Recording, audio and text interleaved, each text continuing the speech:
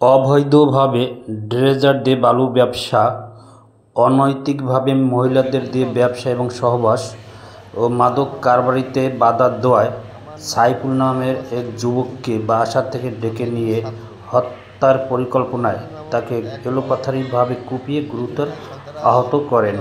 পরে স্থানীয়দের সহায়তায় তাকে বরিশাল শেরেবাংলা হাসপাতালে ভর্তি করেন। হ্যাঁ, ও আমাকে রাত্রে ফোন দিয়ে রাত্রে 2টোর সময় বলছে যে আমার বাসার দিয়ে যায় একা আমি। হ্যাঁ, আমি একা যাইনি, আমি 27 জন লোক নিয়ে গেছি। যাওয়ার পথে মজনু, বাউদ্দিন নামের বাউদ্দিন, মজনু, তারপর নজরুল, রাসেল, বিপ্লব, সাংবাদিক বিপ্লব নামে পরিচিত সে, এরা মিলিয়ে আমারে অবৈধভাবে এলোপাতারিভাবে আঘাত করছে। আমার মেয়ের বাড়ি মাইরি ফেলানোর একটা সিস্টেম করছে।